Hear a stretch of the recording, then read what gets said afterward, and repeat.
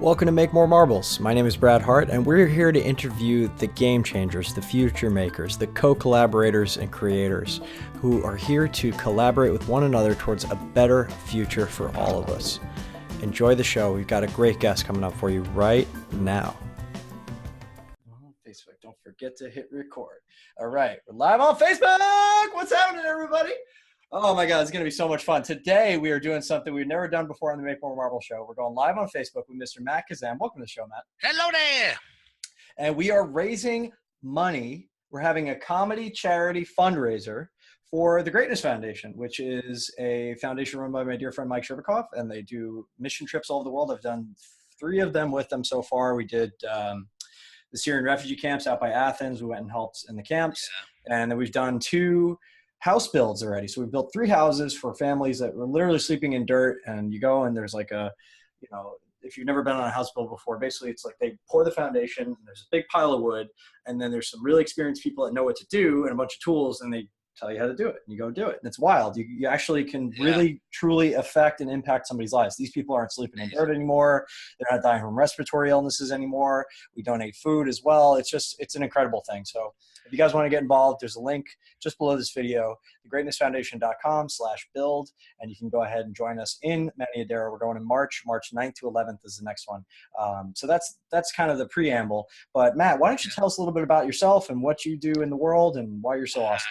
The awesomeness, we'll let the people decide that. But actually, this is my first time ever going live on Facebook. So I knew that eventually it was going to happen, and I didn't know who it would be with. And so glad to be, my first experience with you, Brad, who, by the way, I am as fascinated about you as you probably are about me, because we met probably 6 months ago, and then I see all these things you're doing, and then I hear your name coming up from different places, and you could basically tell me anything, like that you are in reality Batman in the evenings, and in between masterminding, you're also out there solving the world's problems. I mean, I can't really get a handle on what it is you do, but it's always something impactful and always something great. So super excited to be here.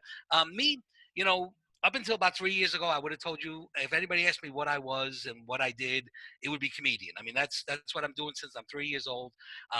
Kind of came out of the womb being able to make people laugh, and was able to build my life and my career, and basically, I've been a comedian pretty much my whole life. Then 3 years ago, we had a baby, and so now my job, when anybody asks me, is my little Tulip's father. It's the most important job I have. I treat it that way. Change my perspective on everything. So that's the first thing I like to tell people is, that's what I take pride in. At the end of the day, I don't take any value in, today was a great day for me as a comedian or as a coach or as a consultant. Today was a great day if I was a great father. So that's first off. But comedian, since I'm 3 years old, I mean, I knew I wanted to be a comedian. At 6 years old, I'm actually telling jokes in kind of mafia social clubs in New York City, making a little bit of money here, $5 here, $1 there, performing at parties.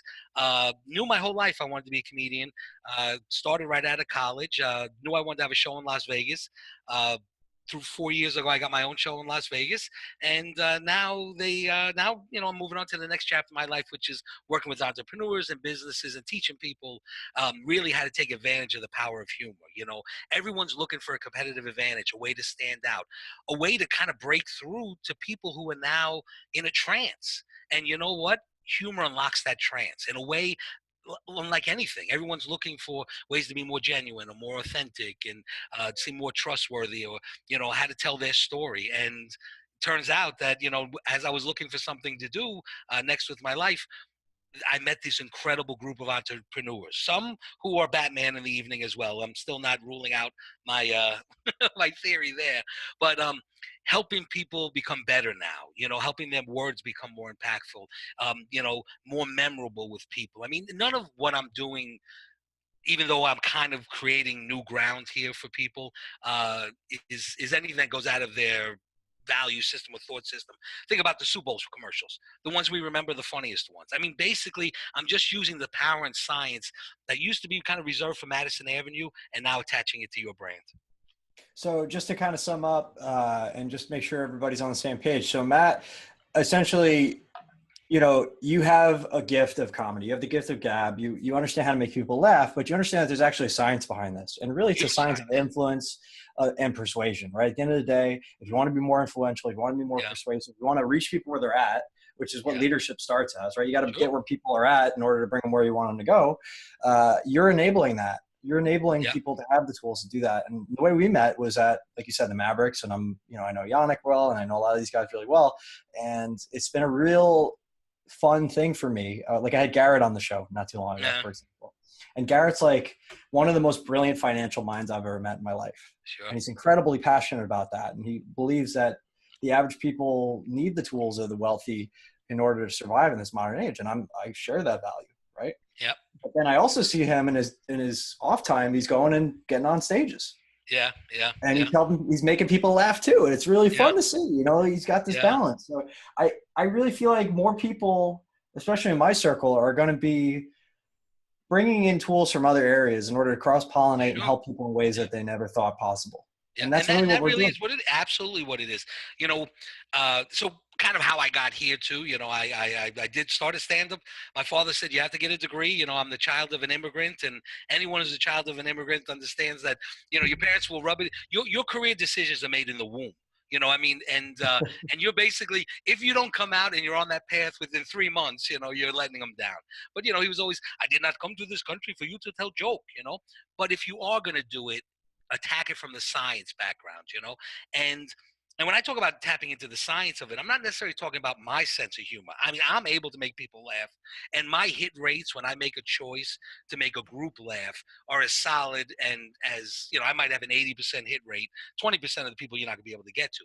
But if I put the audience first, so you're a business, you're trying to create your brand, but you're not necessarily thinking about your sense of humor. You're understanding what is the sense of humor and connections in your audience, what choices, because it really comes down to math. That's where the science works out.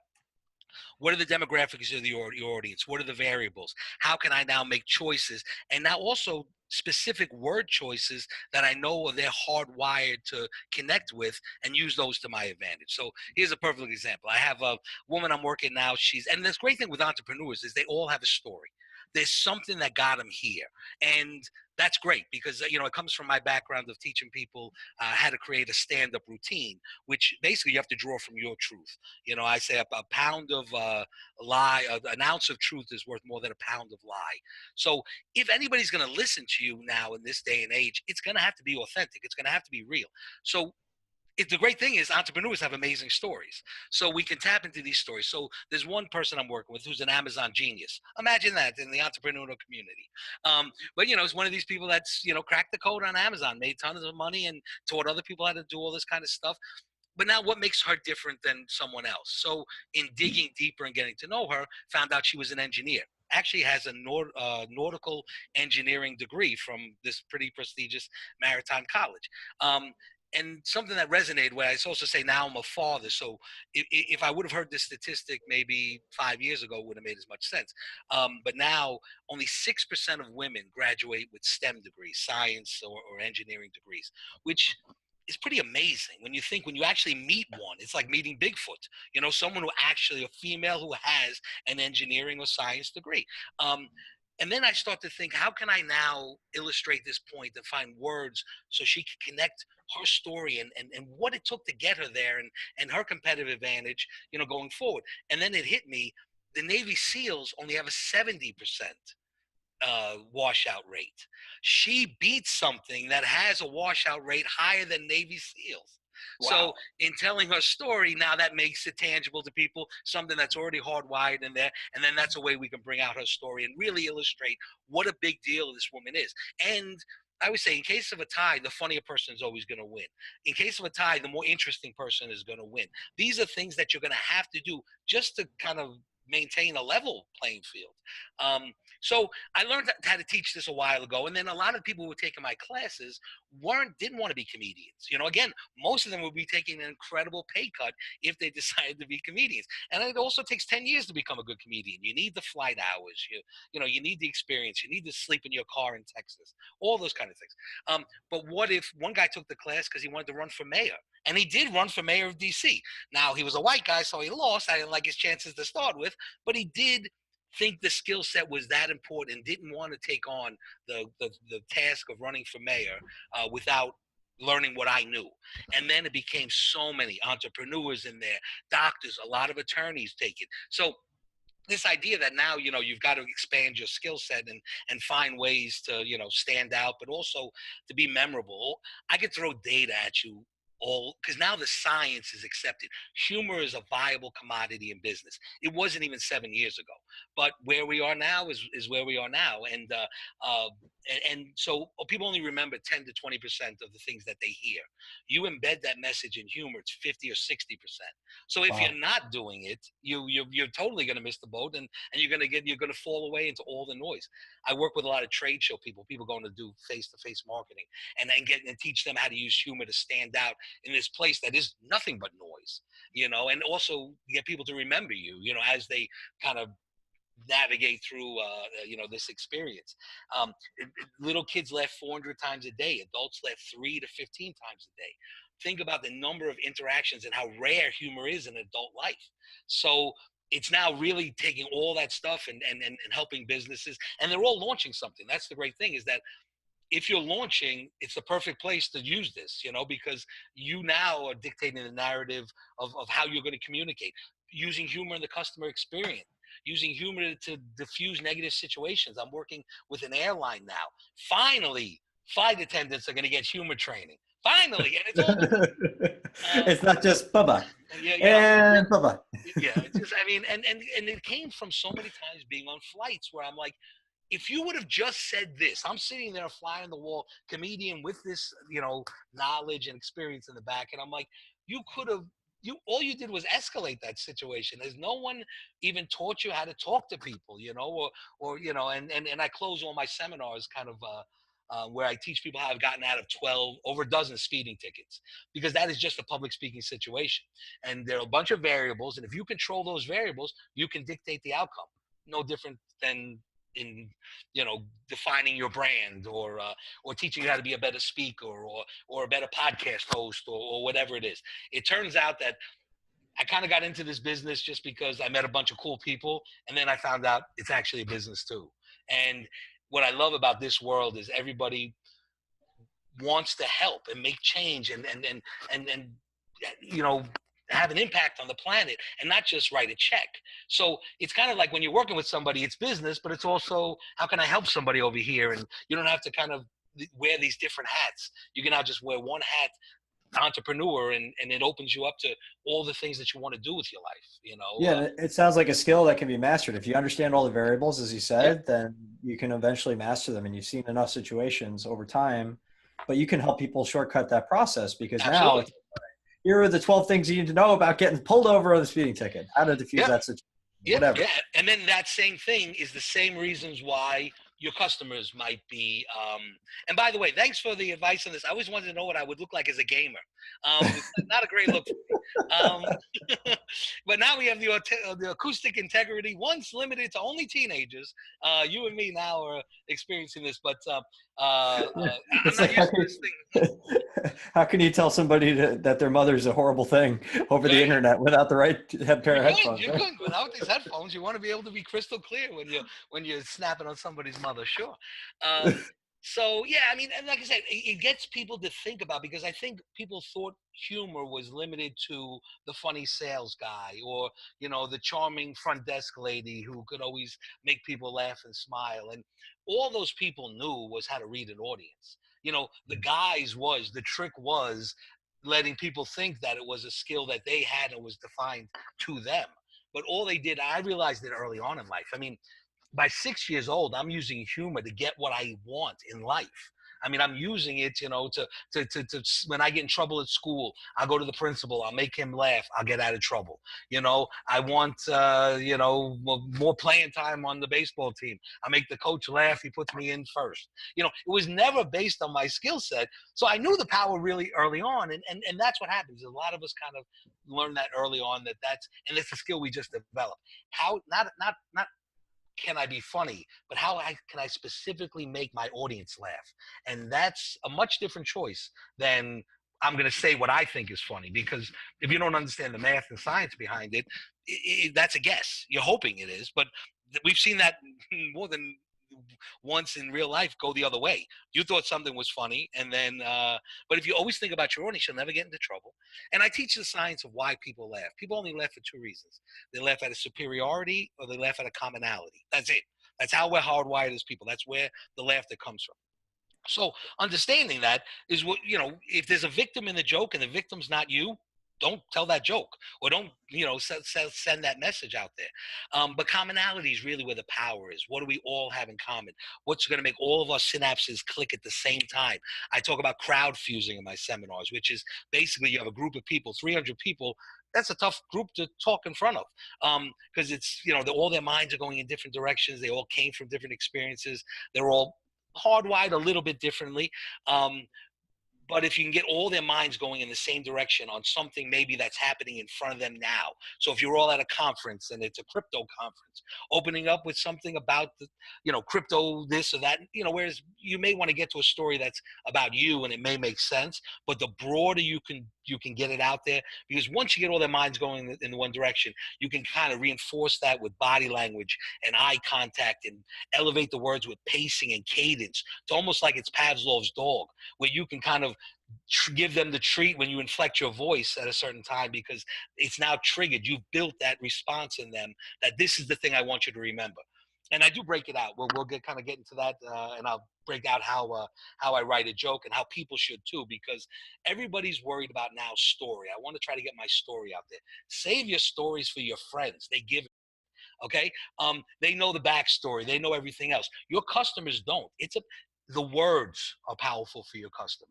You want to get down. I always remember, you're a little too young, maybe. There was a game show called Name That Tune, and people would go, "I can name that tune in 8 notes," and that's how you have to kind of be thinking when you're talking about your messaging, and just get down to what's funny, and figure out if there's one word that's more impactful.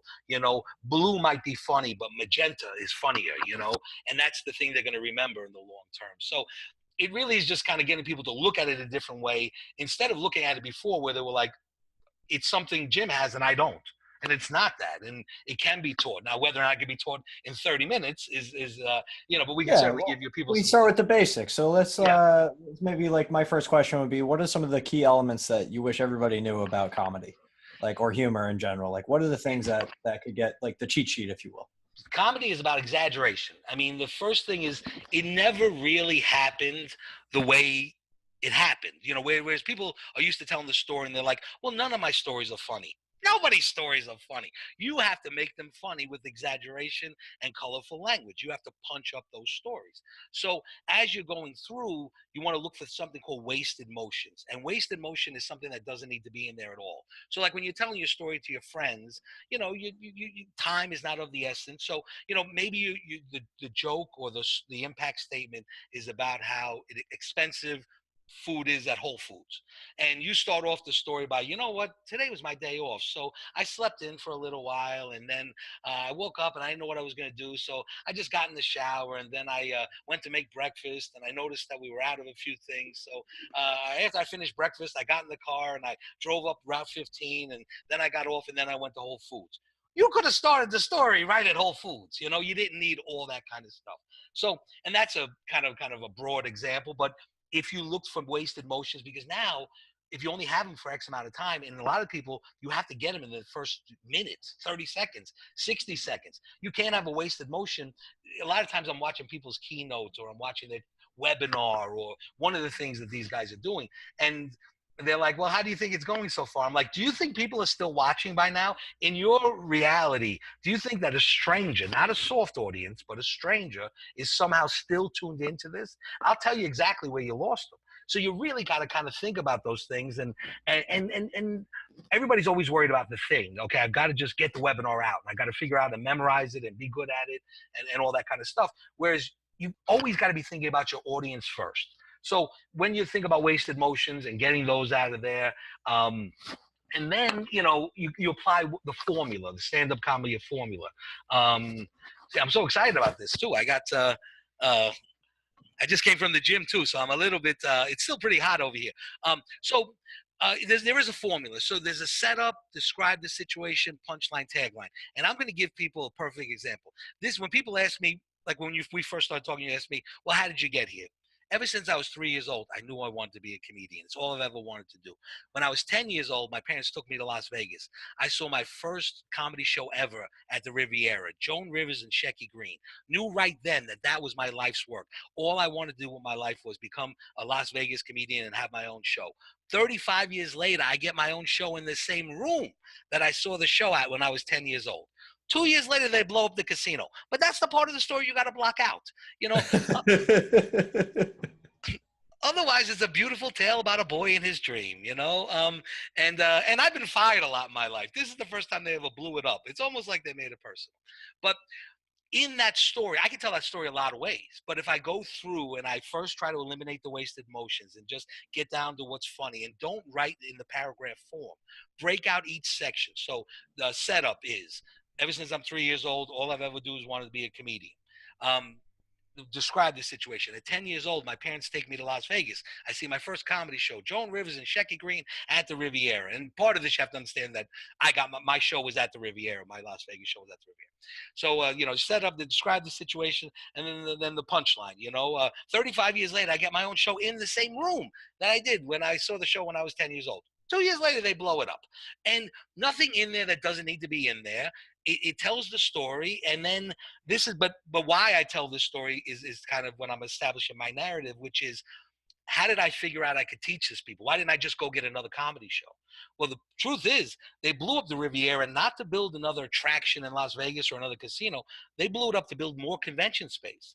Las Vegas had now changed, and out of the rubble, I realized I don't want to be in the ticket selling business anymore. People are coming here for work. People are coming here for reasons, for conferences and things that I can use my skill set to attack them differently than just, hey, come to my comedy show, one of 14 other comedy shows that are here in Las Vegas, and you're here for work anyway, so you're probably not going to come.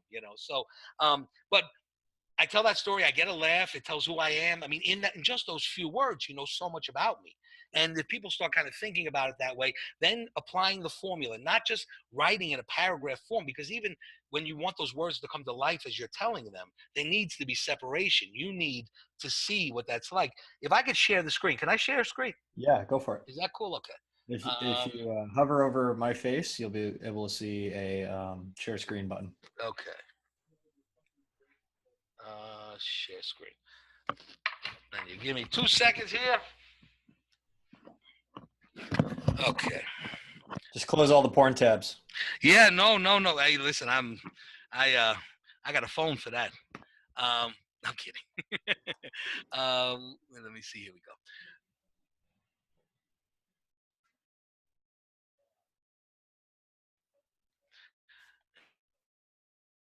Get all the way down here.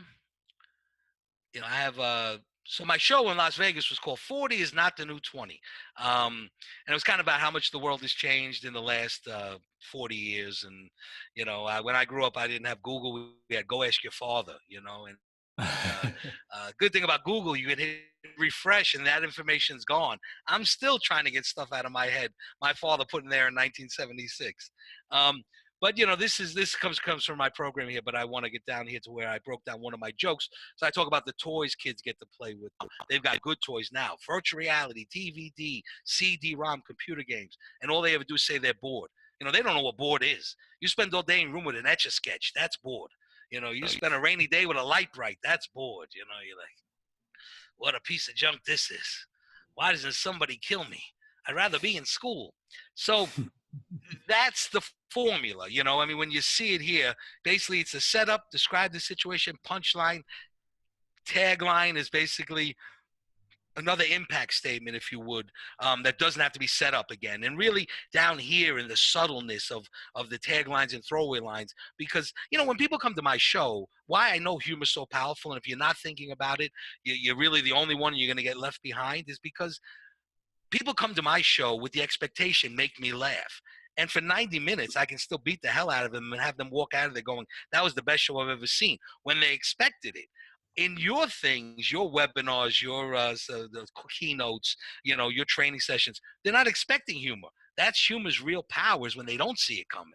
So I think it's even more valuable for you guys because, and where you put it, it's only strategically throughout the whole sense of thing. It aids to the learning process. People will listen more attentively because they think another joke is coming. But when you do write, use this formula: set up, describe, situation, punchline. So, and when I do write it out initially, I do break it out in these colors. Now I think in these colors. But in the beginning, I would do it this way because if you write it in a paragraph form, all you're doing is memorizing it. And by the way, memorization techniques, if we're going to give anybody anything valuable here when we walk out, big problem people are not successful in delivering their message is they can't remember it.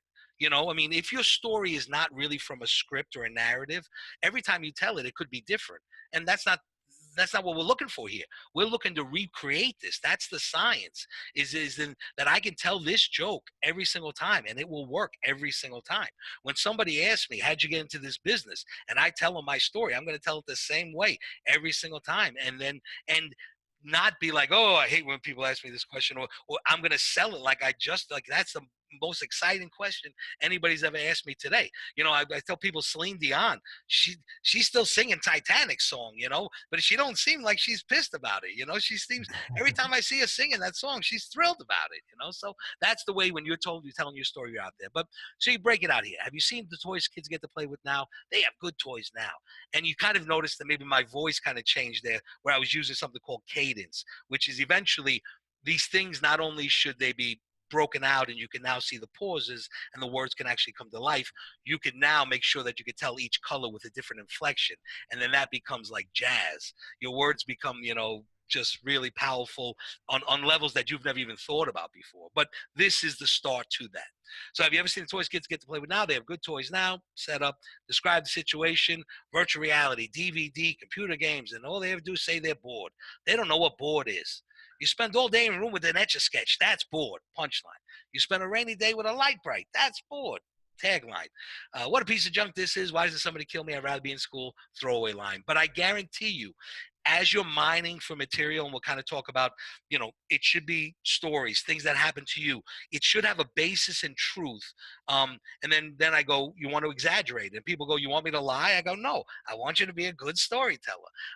But yes, it's about exaggeration, but as long as the basis is in truth, and we all see it in movies all the time, it'll say based on a true story. And it is very loosely based on a true story. And look with the comedic, the license that they take with it. You really have to kind of look at your stories that same way.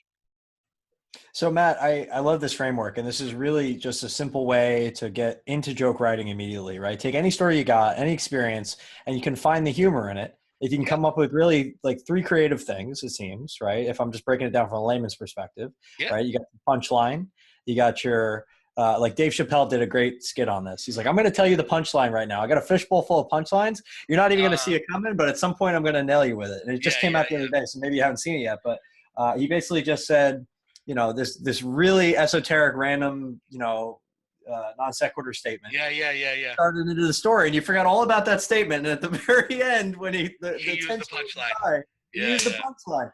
yeah, And it's yeah, incredible how people's minds work. Like great stories, the yeah, monomyth. If you read Joseph Campbell, this is the same type of thing, but it's even more compact and yeah. more available to you. And you could really reverse engineer the joke too. Like once you have this statement and you know here that you want them to leave, only knowing this one thing, you could backload it and work back from there and go, okay, now what few words am I going to need? And there's you learn a lot of different rules here, but the longer the setup, the bigger the impact statement or the punchline has to be. But you're also taking a chance too when you give them all this stuff, because it basically is a riddle that the brain kind of pops out. So you put all these things in there, and then it decides if it's going to be funny or how it's going to make you feel.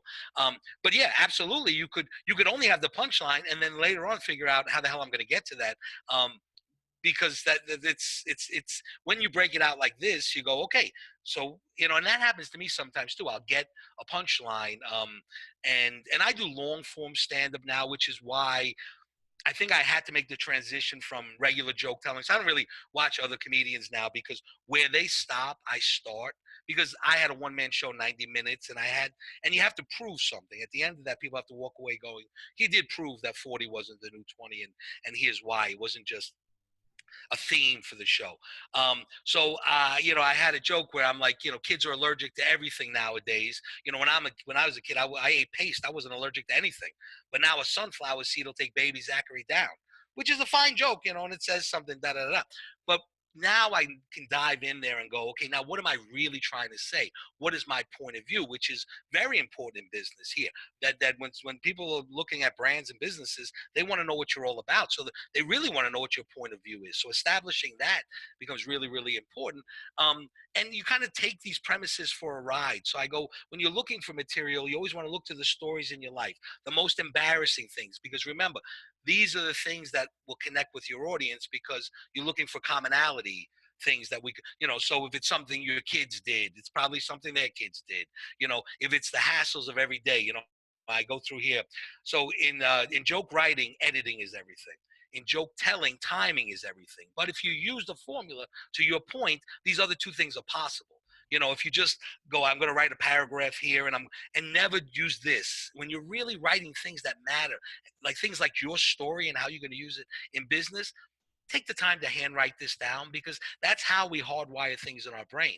You know, that lets your brain know this is more important than this or something else. And then I think that does matter later on, you know, I mean, how this eventually you create the story in your mind is important. So you want to get down to editing and timing. So now I'll give you some things where you can be dangerous. You know, that's what we're going to do. We're going to set loose the people watch this podcast, and there's just enough to give you dangerous. So a couple of the different techniques you can use. Derailment. So that's where you get their mind going one direction, quickly change it. First joke I ever wrote. Derailment joke. You're a very nice audience. You know, last night the audience wasn't so nice. You know, as soon as I got on stage, there was a woman in the front row. She was like, "Boo, boo, you suck. Boo, boo, get off the stage. Boo." And I was like, "Ma, can you just be quiet?" So, you know, again, it could be a priest, it could be a nun, it could be anyone, the Dalai Lama, it could be anybody who wouldn't tell you that you suck at a thing. But, you know, but very simple. Physicality, you can make the jokes come to life. You know, and I always want people to know that, you know, you got to sell it. I mean, you know, this is what really helps comedians. You know, I mean, it's called the act out, but I'm able to act out the joke. So, you know, keep that in mind. That just because you're not a comedian doesn't mean that you can't use physicality to enhance the joke. But don't use it as a crutch so much because eventually they just may laugh because you know you're doing something silly. Social taboos. This is something that a lot of in the entrepreneur community, at least you see it a lot, where guys now are cursing in their speeches because we found out that people who curse are usually more intelligent. I don't, you know, they know more words. They know how to use impactful Humorous words, people too. and Humor they're is not another afraid of number words, one. which You is know, what's that? humor is the number one predicator of intelligence too. You know, humorous people are Oh more yeah, attractive. absolutely. It tends to attract people to you, and you know, if you can make somebody laugh, that's the game over situation, Yeah, right? and That's at really the what end it of the is, no day, matter what you're doing. yeah, at the end of the day, we're just wordsmiths. So you know, you know, being able to use the right words and figuring out the right words and getting down to as few words as possible, which um, can be nonverbal too. You know, I mean, that's why I say with the physicality, sometimes a look can get a bigger laugh than a punchline. So you know, just kind of be cognizant of that. Um, why people laugh though when you curse or you talk about drinking or you know whatever is these are social taboos. People are not used to people saying these kind of things in public, so it's more nervous kind of stuff. So you know, and I see guys cursing way too much out there. So you know, the joke or the statement has to be impactful or funny without the fuck. the Otherwise they're just gonna be laughing because you said fuck. And here's the reason. Here's the science kind of behind that. Irony. These are two big ones: irony and analogies. So years ago, the best example I had for this was, you know, before Trump came along with the wall, they were going to build a fence to protect us from illegal aliens, you know, which to me always seemed ironic that a fence can even keep the kids out of the community pool in the summertime. Who are you keeping out with a fence? You know, it's not like people are going to walk 2,000 miles across Mexico. You go down there, past banditos, over rivers, through, and finally get to the bottom and go, oh no, they made a fence. No, turn around. It's a Shane Link, you know? And just to me, I always thought it was so ironic then. And now he's talking about a wall, which probably will never get built. And the reason you wouldn't want to use this, I use this example just because it's one of my favorite jokes, and it seems, but also to illustrate this point, that the reason you wouldn't do this joke now is the second you mention the wall, so much other hard wiring has been done there that's going to come bleed through and muddy the waters here. So in general, I would say don't worry about the joke, but you really, when you think about your audience, also think about not just how is that joke going to make them feel, but what else is it going to make them think about, which is pretty important. Um, I posted something last week about a guy who is a coin expert and been a little boring coin expert for pretty much most of his life. And came to Vegas and started telling people he was a coin expert. And the people lit up with excitement, and were fascinated in a way that they had never been fascinated before, because over the past 3 weeks, the narrative of coin expert has been changed by Bitcoin and cryptocurrency. So first coin minted in 700 AD. In 3 weeks, it unwrote and the way we view the word coin expert. So even something as subtle as that, when you're talking to your audience, go, just because this is what they associated with that word last week, that doesn't mean they're associating that with the word this week. Things that are analogies, things that you can connect like. And this is why I love doing podcasts and we're not doing radio, because I can tell the joke the way the joke's supposed to be told. So I did a joke, and actually Yannick had to remind me of this joke, and I left it in because it's probably the perfect example of taking something that should never be connected, but when you connect them together, you now change the narrative of how people look at both of those words. So I would say, I like Denny's, and it would come after some drinking joke or something. I'd be like, the restaurant chain Denny's, it's like a hooker. You could drive past Denny's sober during the day. You're like, ooh, Denny's, that's gross. That's disgusting. I don't want any of that. But you drive past Denny's drunk 3 a.m, you're like, Denny's. I'm going to get me some of that. And the thing is now that people will never forget it. They will never forget that joke. They come up to me years later. I haven't told that joke in over 8 years. People will come up to me, love that joke, remember that joke. And the difference is when you do something, a joke that is irony based, it may take them a second to laugh. When it's analogies, they see the joke coming and still laugh as you run them over with it. So, these are 2 areas you want to look. But if you can connect stuff, they'll, like I said, I'm working with a woman now who is selling things on QVC, and we're really strategically trying to combine jokes with her products that are non-traditional, like combine the handbag with a story about the gym. So now when women go into the gym, they think about the handbag, and so now, you've changed. And then when they look at a handbag, now they're thinking about the gym and specifically about her and her brand and just finding the power of that. So I'm going to go back to you because, I can keep talking, but I know we're limited in time. So I want to make sure. No, I want to make sure we get a good kind of everything and kind of wrap it up for people. So, all right. So we've talked about kind of the setup of a joke. We've talked about the punchline, the throwaway line, the tagline, and maybe I got the order wrong, but essentially the 3 creative statements that allow you to tell a great joke and to have it stick with people. You talked about humor. You talked about irony. You talked about how, even if you're an entrepreneur, even if you are an investor or a philanthropist and you want to persuade or influence people, this is one of the best tools that you can have in your toolkit. This is a learnable skill. It's not just something you're born with. And finally, I kind of want to wrap it all together for people. Like if people want to understand how to get better at comedy and they don't necessarily want to be a comedian, what are some of the ways that they can do this? I know you offer programs and workshops and whatnot. And finally, how can we help you, Matt? Because, this is the Make More Marbles podcast. We want to help connect you to the resources, the opportunities, the people in the system. And there's a lot of different ways. It's funny you mentioned Garrett, and is that part of the people that come to me, that they're in the middle of a launch and they're releasing a webinar or a course, or they want to be better at their keynote, and that's all fine. But then there's a bunch of CEOs and entrepreneurs that just run businesses and they just want the experience.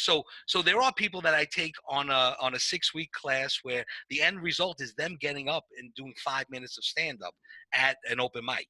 And I have half the group now, so I'm looking for 4 other entrepreneurs who maybe don't have a natural tie-in to where they can apply the teachings that of my program, but I can teach you how to be a stand-up. And at the end of this, I guarantee you'll be better off for the experience, and you'll be going through it with seven other entrepreneurs that are pretty much just like you, and it's a hell of a lot of fun. And it kind of goes back to my classes where I was just taught stand up, but the application was going to be in however they're going to apply it, whether it's getting up in front of their employees or whatever.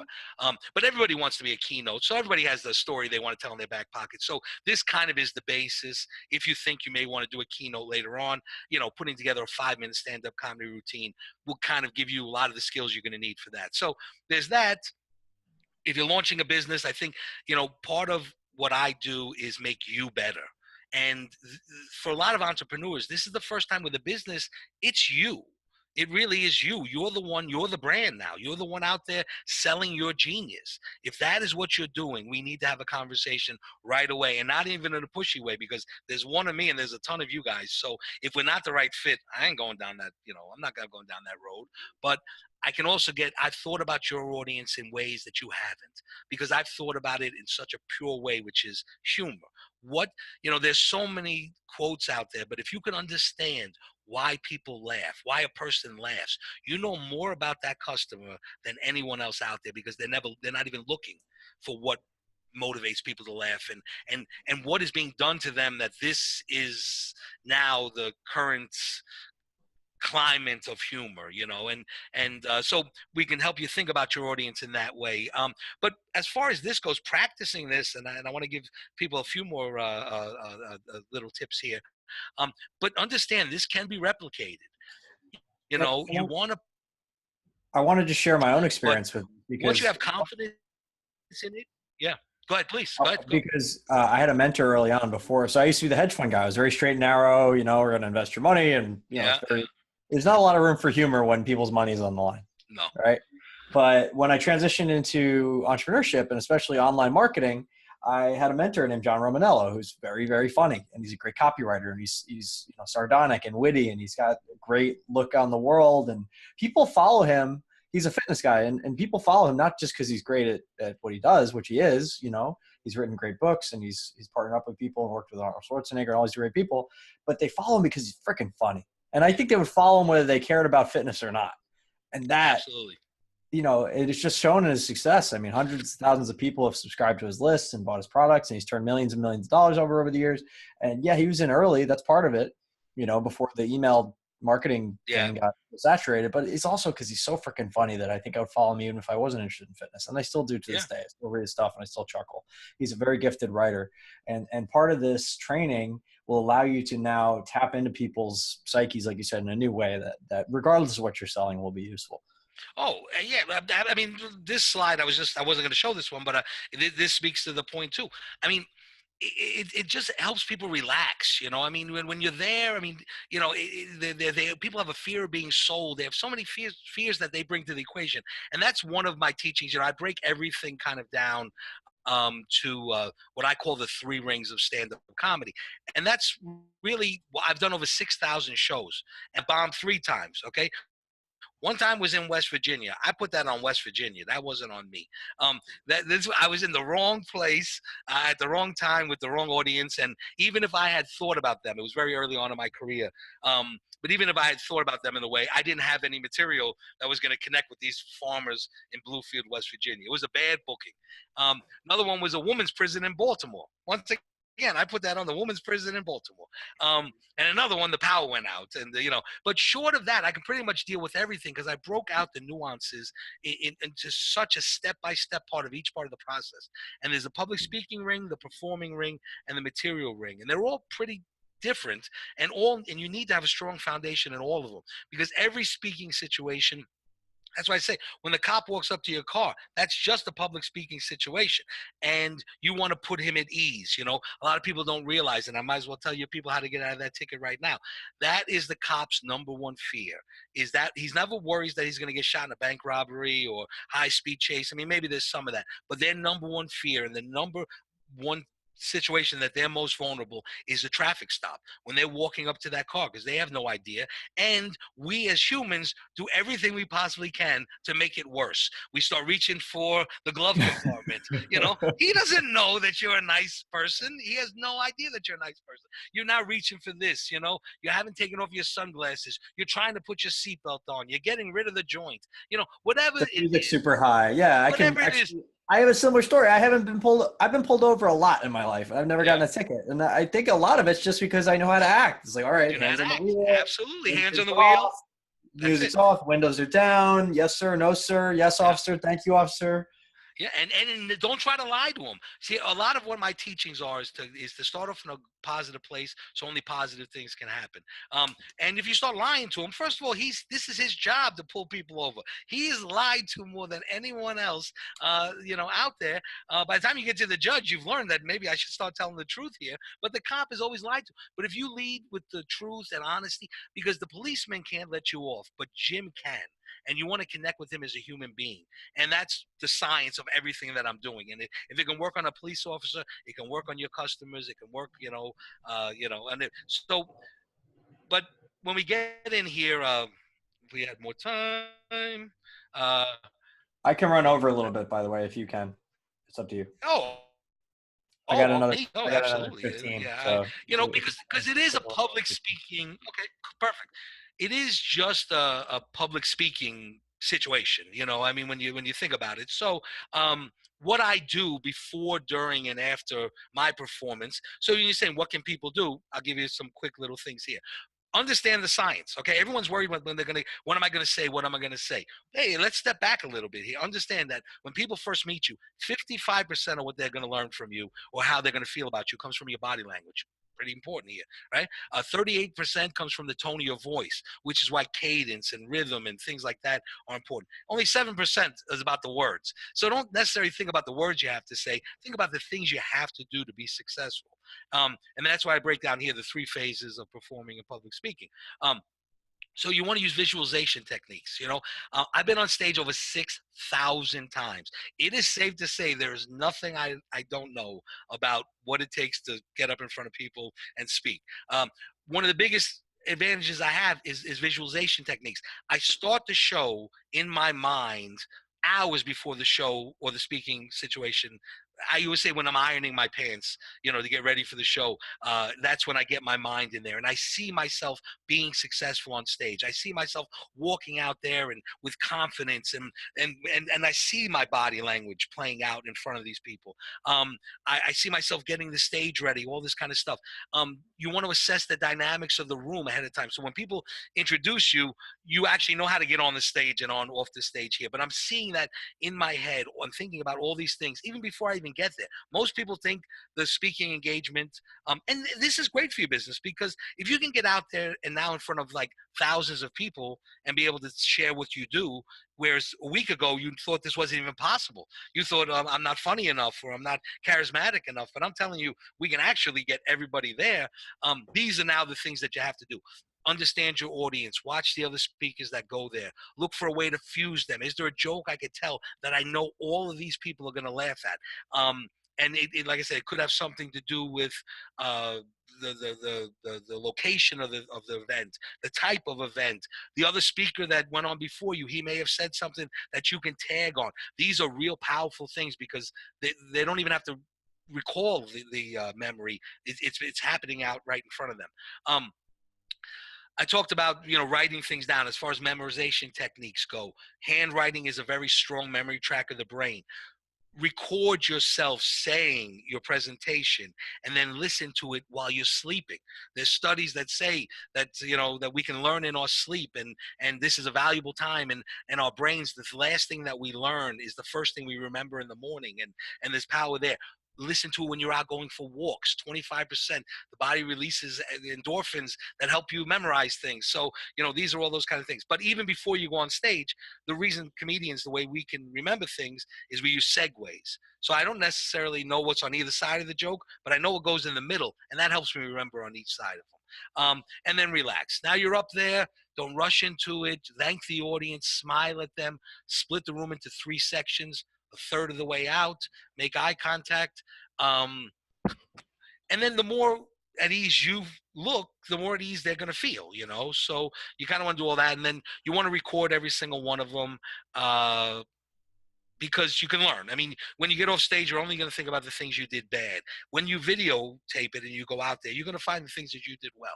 I don't know if this is ever a problem, but it is in stand-up a lot of times. If I'm making, doing some improv with the audience, we more often than not, the comedian isn't thinking about remembering the person's name. So I kind of thought about that in the same way. What I do, because I have to remember their name. If the joke is going to work, at the very least, if I'm going to have credibility with them, the very least they're going to expect me is to remember their name. It's a huge thing. Actually caring about remembering people's names will help you remember people's names. It's an easy thing. We think it's a hard thing, but we just don't give a shit. Starting to give a shit will matter. And connecting it right away with somebody else, oh, Brad, I know Brad from Make More Marbles, in your mind, and then use it, say it to them, say it back to them. Well, it's great to meet you, Brad. And then if you're on the phone, write it down. These are the ones I want to get to real quick about actually memorizing. Because once you write these jokes and you write this story and all this stuff, you want to be able to retell it. So you want to burn it in there so it's always in there. So the handwriting thing, they did studies. One group took notes on their computer. One took notes with handwriting. They remembered 80% more. You want to dramatize it. See yourself, acting it out because, you're a performer when it comes to this stuff. And then so then this will be the last one, and then I'll let you ask whatever question you want. But these are the things. When I talk about the public speaking part of it, this is what you're going to need to be dangerous. To be able to just tell your story, like, and make sure it's impactful, and to practice it. When you said, what can they do? The number 10 is the one I want to get to, and we'll finish on that. But if they like you, they like what you have to say. Always remember that. When in doubt, be humble. As you're learning this skill, it's so much. If you try to come up to lie or whatever, same thing with the cop. Just go, you know what? This stuff's not easy. This is my first time on stage. Which I wouldn't do if you didn't have to. You never tell them something that's going to scare them, but when in doubt, be humble. The audience never expects you to be perfect. I've messed up 30 times on this podcast, and I've done it, and I've spoken in front of people over 6,000 times. If you don't put that pressure on yourself, the audience, don't overload them with too much information. This goes back to wasted motions.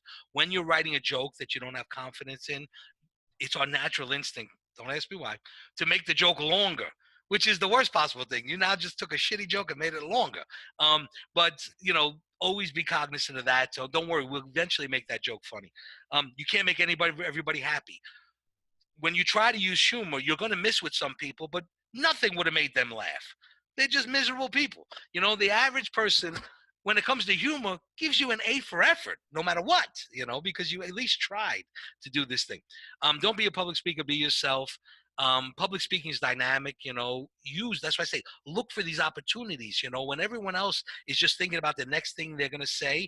If you're in a group and then something happens and Jimmy said something, and everyone else is again thinking about what they're going to say, you're now going to say something about what Jimmy just said because you're tapped into whatever that might be. Or if somebody drops a plate of drinks over here, you can find a way to use that into this conversation. So always, understand that the variables are out there. It's just a matter of how quickly can you process them and make a choice and then get it out there. And what will happen when it comes to humor, it doesn't happen in real time. It's the time inside your head. You're controlling the moments. The moments aren't controlling you. So it happens a lot quicker than you think. But don't draw attention to something unless you have to. This happens in speaking all the time. If the mic is bad, don't tell the audience it's bad because now the sound's going to be 10 times worse. If it's hot in there, as I'm sweating during this thing because I just went to the gym because I was like, it's New Year's. I'm back in the gym and I don't realize that I heated my body up to about 1,200 degrees Kelvin and now I'm trying to do this podcast. So in this case, if I didn't tell you that I went to the gym and you see me sweating, you're going to call an ambulance because you're like, this guy's about to die. So that's why I say don't draw attention to something that you have to. But the biggest thing is when you go, now I've given you these skills, go apply them in your real life. Go to where people are.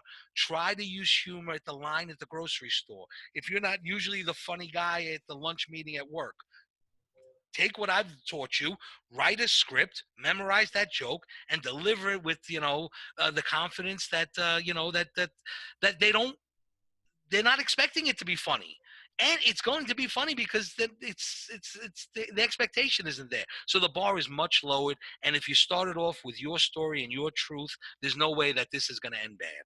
So I love it. I love yeah, it. And I'm loving that it's starting to bleed into more places because I think more than anything, the world needs more humor. People need to stop taking themselves so seriously all the time and situations so seriously all the time. It's the same thing as the news. Like they focus on the 1% or less of things that are going bad at any given time when 99% of the world's just fine and, keep calm and carry on.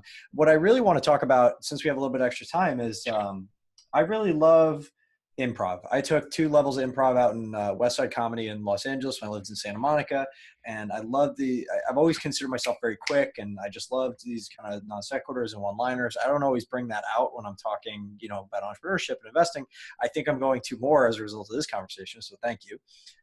But I've noticed that you're not the only one, certainly. Like Kyle Cease is a great example. I think a oh lot of yeah, people yeah, watching sure, would know.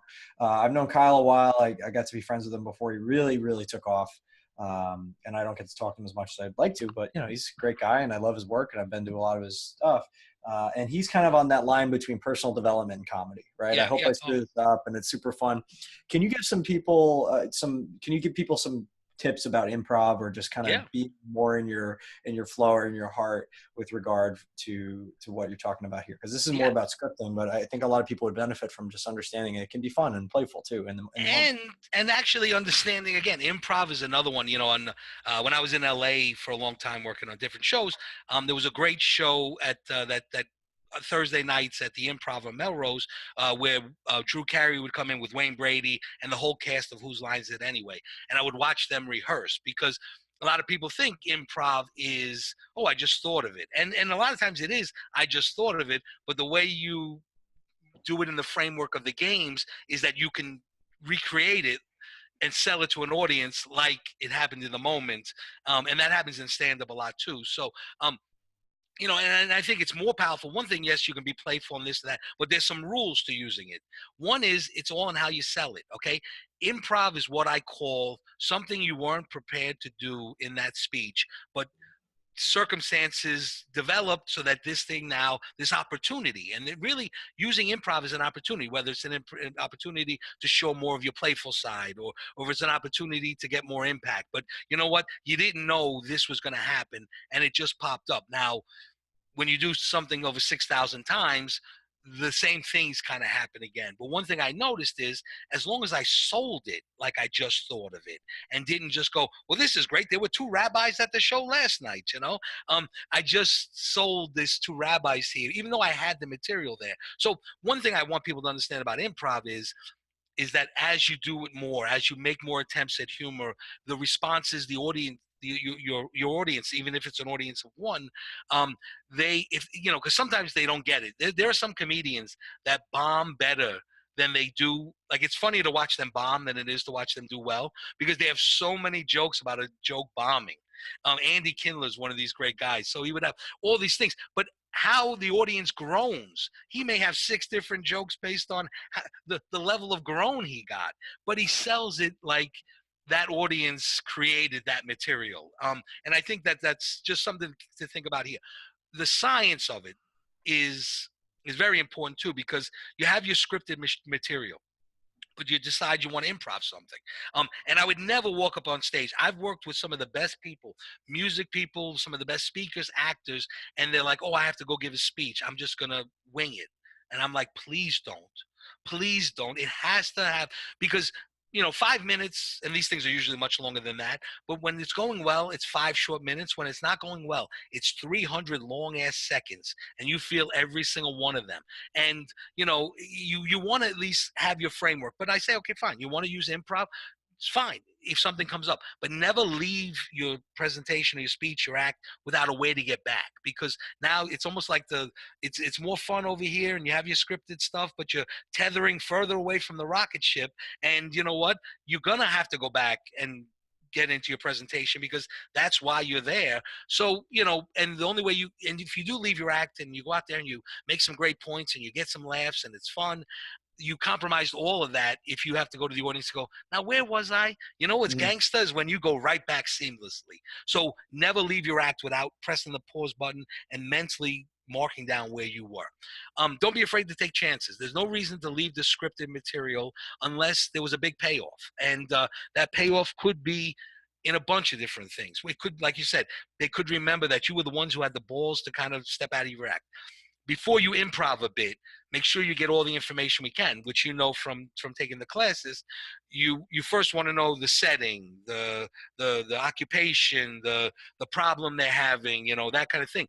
But remembering that within the framework of those games, the audience usually yells out Starbucks. I tell you, 9 times out of I 10, was just gonna say Starbucks. Everybody says Starbucks. everybody says Starbucks. But this sells my point. This sells my point that if you understand the audience, and that they're probably all going to kind of say the same things based on different things, you can, you know, be prepared for that, and then you just sell it like you just thought of it. But the good thing is, while they're giving you the you know, the narrative for the story, you're also thinking. And remember, all of this is about controlling the moments.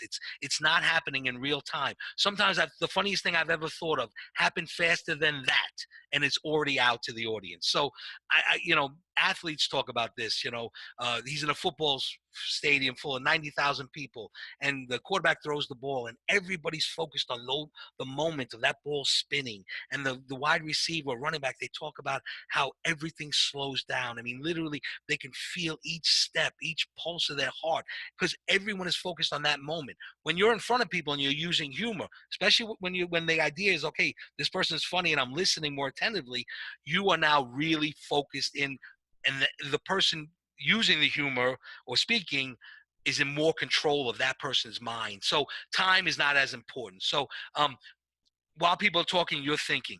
Know when to say when. Remember, improv is not scripted stuff. It's more conversational. Now you have your scripted stuff here. So if you do too much improv, they may not be able to go back and listen to the stuff that you wrote down. Use old bits in new situations. You know, you may not, you got this great story about your Aunt Elma's pumpkin pie, and, you know, and how the family loved it. And you know what? You don't always tell it in that thing, but you know what? Somebody's relate, you know, something came up in that situation where that story is perfect for it, and you want to always kind of be looking for those opportunities all the time. Use improv to enhance it, but not as it. Like I said, if it, the reason you want to go out there and wing it is, what if it doesn't work? You have nothing to go back to fall back on, and you're literally screwed. And I've never once seen anybody just wing it, because you're going to forget to thank somebody. Whatever you were there for, it's harder than it looks. So do that. And then always, you know, you remember, you want to have fun up there. So if you the more fun you're having, the more leeway they're going to give you, you know. And but always remember that the things like timing and editing, but you're just doing it in real time, but those things still matter. And the great thing you can do, which is, you don't have to if you use improv, but at the end, which is what the genius of all the great improv masters are, I can take that hour and tie it all together in a bow and walk off the stage. And that, as far as getting them to remember something about you, if you can find a way to tie it all together, things that happened in that moment, you know, it's really, really, really powerful stuff. But I think in concert with the scripted stuff, where you have a plan too, always. No, I love that, and that's awesome. So when you talk about somebody like Kyle, just to go with that example, Yeah, a lot of his stuff, he'll even admit, is totally just, you know, I hope I screw this up. I hope that it goes wrong. yeah, I jump in with no net. But he's been doing it for so long, and he had an yeah. entire comedy career before he went into personal development and Yeah, speaking yeah. to big But even audience. that is the plan. But think Right, about it. It's not, that is the plan. You know, I love it. right. You know, makes it seem like it's not as a big concern to him. But the plan is that things aren't going to go well, and that not having a plan is his plan. You know, And I love and that. And when it I comes think on stage, when you're doing stand up, I've walked out on stage and go, the hell with it. Tonight I'm not going to do one joke that from my act. I'm just going to mess with them the whole time. That's a hell of a lot different than a corporate event. You know, I mean, like, again, sure. the application in everything in my teaching is not to is to make things easier, and again, start them off in a positive place so positive things can happen. But if you decide you want to go do stand up, that's why I think the experience of going and doing stand up is so, you know, life changing, because first of all, it takes guts. okay, if you want the experience of climbing, Mount Kilimanjaro or Everest or one of these things, but you don't have time to schlep your ass up there and all that other kind of stuff, the feeling is similar because the fear is so ingrained in us that this thing that you're going to try to do, get up and make people laugh in a room of strangers, is as hard as climbing Mount Everest. So I go, if you don't have time to climb Mount Everest, go try to do 5 minutes of stand up and prepare for it the same way. That you're preparing, like he said in Rocky 2, to prepare for a 60-minute fight, you got to train for 60,000 minutes. And to do, 6 minutes of stand up, we're going to have to train for a minimum of 6 weeks. But what you will be at the end of that and it's skills and a new approach that you haven't thought about before. There may be people that teach you how to be better public speakers, but a lot of my teaching is to understand that the audience also comes to the equation with the set of fears. And that is almost unheard of in this space because most people only are thinking about themselves. But if you think about the audience, like I say here, you know, this is why, when somebody's giving a speech or a presentation or whatever, they only focus on their fears. One is, I'm not going to remember my speech, but we've broken out. We've got all the things here that are going to help them. But you have to think about the audience. I see audiences because now when they have the phone, especially with millennials, this is another thing about, millennials. You tell them Dale Carnegie's coming tomorrow, they're going to say, who are they? And they're not, but you tell them a comedian's coming in tomorrow, now they're engaged, but they come in there with some secondary form of entertainment, whether it's a book, an iPad, or whatever. If you're not reading the signs that people are people would call the comedy club and go, who's there tonight? And then you'd be like, oh, Jim's whatever. And they'd be like, oh, is he funny? It's a professional comedy club. Like you wouldn't call the opera and go, who's there tonight? Pavarotti. Can he sing? Is he really good? But when it comes to other people speaking, the audience isn't going to roll over for you. They don't roll over at a comedy show. What makes you think they're going to roll over at a team building event or something like that? So they also have a fear of being singled out, things like that, which is why nobody ever sits in the front row. But really start to think about the audience, and I think what makes me different, if I was just teaching people how to be better public speakers, or that would all be fine. But like I said, I've thought about the audience because I've never had the luxury, not once, of not doing well, because I have a show in Las Vegas. I mean, I can have 1,000 reviews that say I'm great, one review that says I'm bad. People are going to believe the bad one. They won't believe the 1,000 good ones. They'll be they're fake. So I couldn't even have one bad review. So I really, once I started thinking about them and putting them first, not in a hacky way or pedestrian way material, but in a way that how can I best deliver? Most people go, I'm going to show them how smart I am. I'm just going to give them the information. There's a lot of ways to give them the information. Let's find the best way, I just remember being in college and taking an acting class, and we were on, like, my partner and I was probably 19 at the time, just every single rehearsal, we had done it, we had a cold, and I forgot my lines. When time came, I forgot my lines, and my partner was crying, and she was so upset, and I'm like, but I kind of worked it through, right? We got it through. It was fine, and nobody knew any different because they didn't know the lines. That's the other thing. Yeah. Save.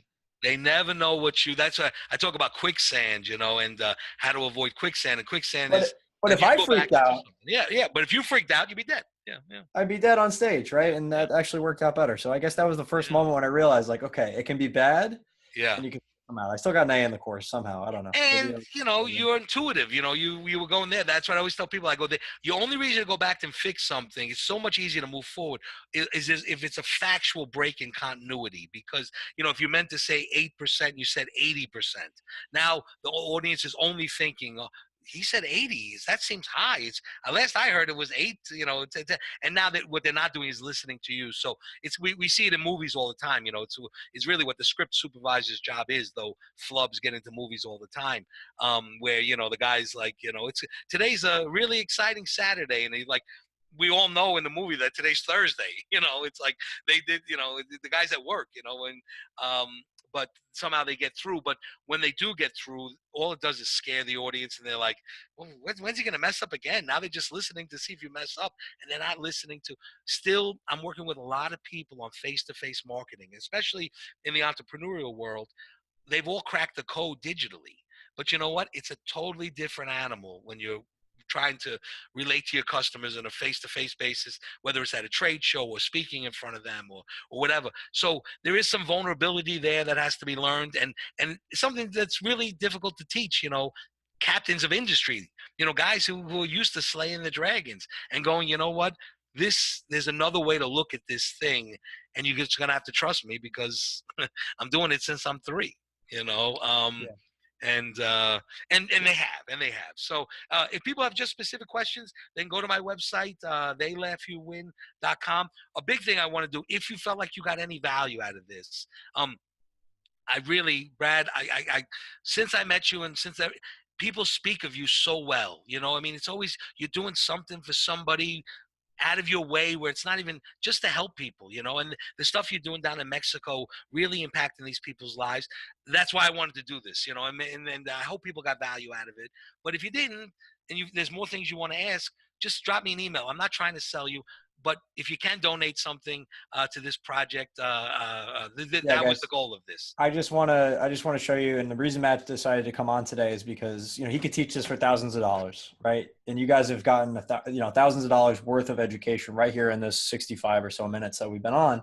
But the reason we're doing it today is because Matt and I both share a commitment to helping people other than ourselves, for which we receive no benefit, right? So the Greatness Foundation is a 501(c) nonprofit organization where you can donate money and it goes directly to people that it's going to help. And I know that to be true because I've been on many of their trips myself and I've seen the impact that they can have and the additional money outside what's donated that they also put into these projects. So I just want you guys to know that, I vetted this personally. It's something I believe in. I do a lot of my charitable giving through it. And if you're called to do that, put some money in. If you're called to come with us or both, come on down, do that.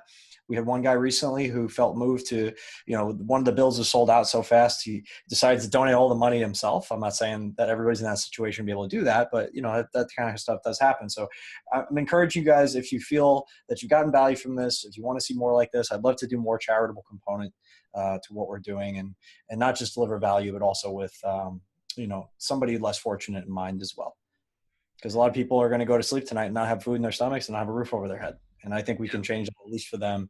And if more people did that, the whole world would change. The reason I love entrepreneurs, Matt, and you might have heard this before, is because entrepreneurs are people that create more than they consume and they create before they consume. And if everybody just did that, the whole world would change overnight. So thank you. And I appreciate you guys being here and hopefully learn something really awesome that you can take to whatever you're doing in the world. Absolutely. We have to do this again and just chit chat because I still don't know if you're Batman or not. I still don't know. And that's, I've got, and I got to figure out where your fetish from marbles came. So we need to learn those 2 things next time. I'll never tell but I do have a Brad signal and I do love black and white animals. So maybe that's part of it. Who knows? As long as we're on black. I appreciate it, brother. Thank you so much for being here. Take care. And everybody, if you guys want to check out Matt and what he's got going on, he's an amazing man. He's doing some incredible work in the world. You can go to theylaughyouwin.com. Matt, thank you so much for being on the show. Sure. Take care, guys. Happy New Year. Thanks so much for listening to the Make More Marbles podcast. For more tips, hacks, and strategies to create an amazing, abundant life in your health, wealth, and relationships, whatever that means to you, head on over to makemoremarbles.com. Check out our cool explainer video about what we're about and join our community of entrepreneurial game changers. We want to help you level up your life in every possible way. And don't forget to subscribe to us on iTunes, Stitcher, or Google Play, wherever you listen to your podcasts, and please do leave a review. Thank you so much, and we'll see you on the next podcast.